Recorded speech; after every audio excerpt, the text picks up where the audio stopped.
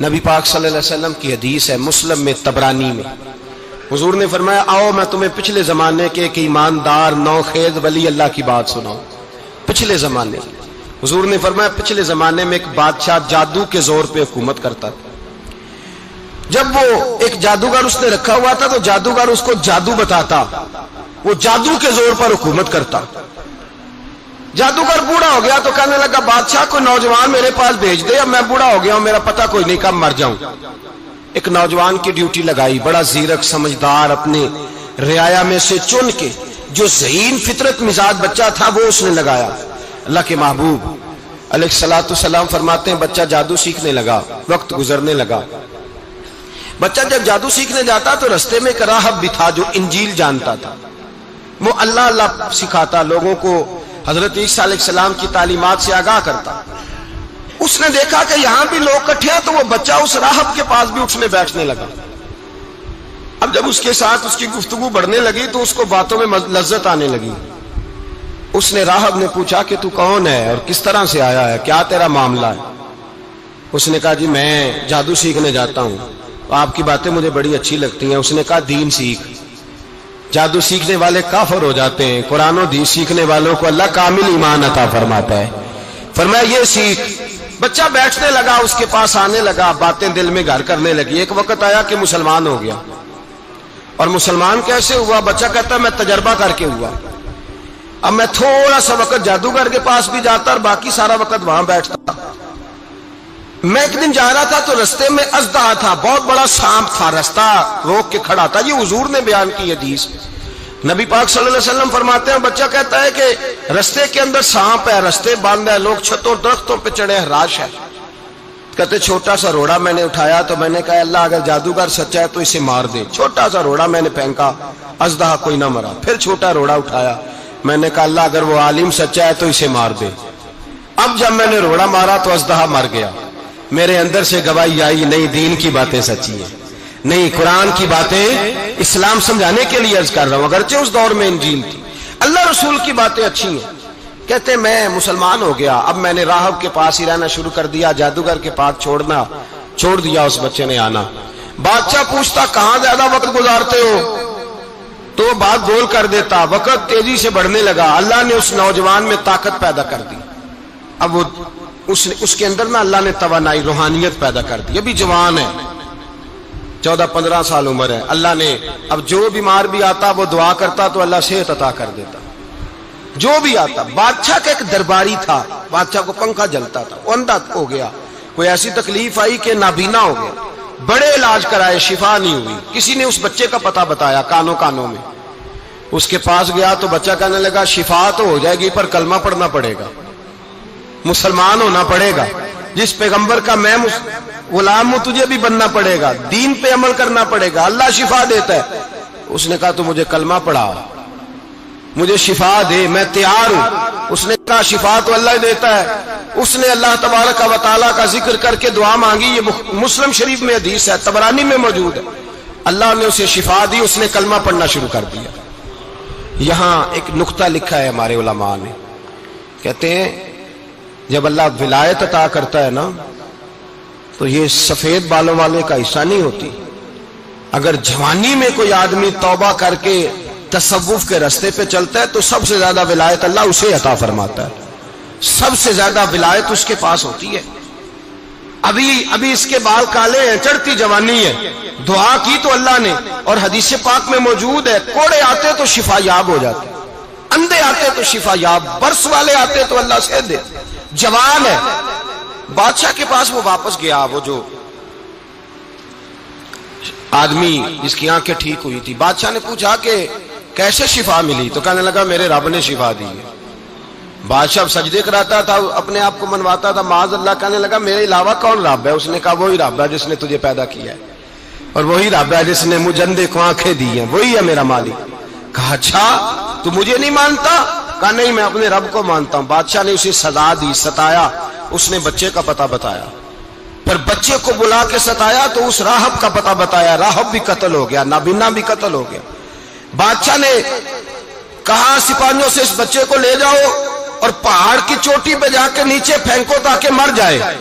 بچہ پہاڑ کی چوٹی پہ گیا تو ہاتھ اٹھا کے کہنے لگا یا اللہ میرے لیے نہیں اپنے لیے، میرے لیے نہیں اپنے لیے انہیں اپنی قدرت کے جلوے دکھا. میرے لیے نہیں، اللہ کے بندے اپنی جان بچانے کی دعائیں نہیں مانگتے، اپنے لیے انہیں اپنی قدرت کے جلوے دکھا. یہ دعا مانگی، جتنے لوگ ساتھ آئے تھے وہ سارے زمین پہ گرے اور سب مر گئے، پہاڑ سے گر کے مر گئے. بچہ واپس سیدھا بادشاہ کے پاس کہنے لگا لو بھائی میرے رب نے مجھے بچا لیا ہے. جوان کا ایمان دیکھو، میرے رب نے مجھے، بولو میرے اللہ نے مجھے ایمان کی گواہی دے رہا ہے، میں بچ گیا ہوں، تو جھوٹا ہے، میرا رب سچا ہے. اس نے کہا لے جاؤ اس کو دریا میں، کشتی میں بٹھاؤ، بیچ دریا کے جا کے دھکا دے دو. بیٹھے کشتی میں، دریا کے بیچ گئے، اور جب جا کے وہاں اس کو دھکا دینے لگے تو اس نے کہا اللہ میرے لیے نہیں اپنے لیے انہیں اپنی قدرت کے جلوے دکھا. بس ایک طوفان سا آیا، جتنے سپاہی ساتھ آئے تھے ڈوب کے مر گئے. وہ بچہ اٹھا اور سیدھا پھر بادشاہ کے پاس، اسی کے پاس کہنے لگا لو بھائی میرے رب نے مجھے بچا لیا ہے، تیرے پاس آیا ہوں. وہ کہنے لگا تو کیا مصیبت میرے گلے پڑ گئی ہے، کیسے جان چھوٹے گی؟ تو بچہ کہنے لگا اگر تو مجھے باندھے درخت کے ساتھ اور سارے ملک کو بلائے، لوگوں کو اکٹھا کرے، پھر تو مجھے تیر مارنا، میں تجھے بتاؤں گا کیسے مارنا ہے، میں مر جاؤں گا. اللہ کا بندہ نوجوان ایمان دیکھو، مرنے کے طریقے بتا رہا ہے، میں تجھے بتاؤں گا میں کیسے مروں گا. یہ بات کہی، بادشاہ نے سارا مجمع جمع کیا، ملک سارا باہر آ گیا، درخت کے ساتھ باندھ دیا. کہنے لگا بھائی لوگوں یہ مجھے مارنا چاہتا تھا، مار نہیں سکا، اب میں اسے بتانے لگا ہوں کہ میں کیسے مروں گا. اسے کہو جب تیر مارے تو ساتھ میرے رب کا نام بھی لے، میں اپنے رب کے نام پہ جان دوں گا، ایمان کی پختگی میں اللہ کے نام پر جان دوں گا. اسے کہو رب کے نام پہ مارے، مر جاؤں گا. بادشاہ نے اللہ کہہ کے تیر مارا، پیشانی میں لگا، بچے کی روح پرواز کر گئی. جتنا مجمع کھڑا تھا سارا کلمہ پڑھ کے مسلمان ہو گئے، سارے مسلمان ہو گئے سارے. میرے رسول پاک سید عالم صلی اللہ علیہ وسلم نے نوجوانوں کو بتایا جب تمہارے اندر ایمان کی قوت آئے گی تو اللہ تمہاری مدد کرے. فرمایا وہ نوخیز ولی تھا، ابھی جوان رانا تھا، ابھی اس کی پیشانی پر جوانی کے آثار تھے، لیکن اس نے اللہ کو راضی کیا، رب کریم کو راضی. ولایت کا مطلب بڑھاپا نہیں، ولایت کا مطلب وہ نہیں کہ جب بڑا لمبا وقت گزر جائے تو پھر آدمی آئے کہ نہیں اب کیا کرنا ہے، اب مسجد ہی ہے، اب تو اس کے علاوہ گزارا ہی کوئی نہیں. تو اس وقت کا آنا اللہ کی بارگاہ میں قبول تو ہے، لیکن شاباشی اسی کو ملتی ہے جو جوانی کا وقت آئے، جو عین اس وقت آئے جو وقت میرے رسول پاک علیہ السلام کے غلام عبداللہ ابن عمر، حضرت عبداللہ ابن عمر رضی اللہ تعالیٰ عنہ فرماتے ہیں کہ میں نکلا، مجھے سفر کے لیے جانا تھا، تو تھوڑی سی کھجوریں، تھوڑا سا سرکہ، ایک شہد کی بوتل، چیزیں میں نے سفر کے لیے ساتھ رکھ لی. میں جب مدینے سے باہر صحرا میں نکلا نا تو رمضان نہیں تھا، غیر رمضان تھا. میں نے ایک نوجوان کو دیکھا بکریاں چرا رہا ہے، بکریاں چرا رہا ہے. اے جوان، آپ فرماتے ہیں اس کا چہرہ بڑا نورانیت والا، گرد پڑی ہوئی پر بڑا حسین.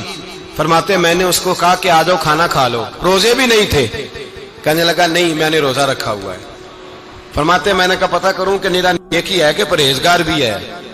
نیک وہ ہوتا ہے جو نماز پڑھے روزہ رکھے، پرہیزگار وہ ہوتا ہے جو گناہ سے بچے، وہ پرہیزگار ہوتا ہے. کہا پتہ کروں پرہیزگار بھی ہے کہ نہیں. کہتے میں قریب گیا تو میں نے جا کے اس کو کہا بھائی تیری بکریاں بڑی پیاری ہیں، میرا دل کرتا ہے ایک بکری مجھے دے دو.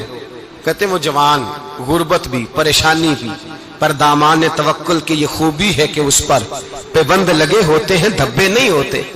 غربت ہے. کہا جناب ایک بکری دے دو. آنے لگا جناب بکریاں میری نہیں، بکریوں کا مالک کوئی اور ہے. کہتے میں نے آزمانے کے لیے کہا کہ بکریوں کے مالک کو کہنا ایک بکری بھیڑیا لے گیا ہے، کہہ دینا بھیڑیا لے گیا ہے.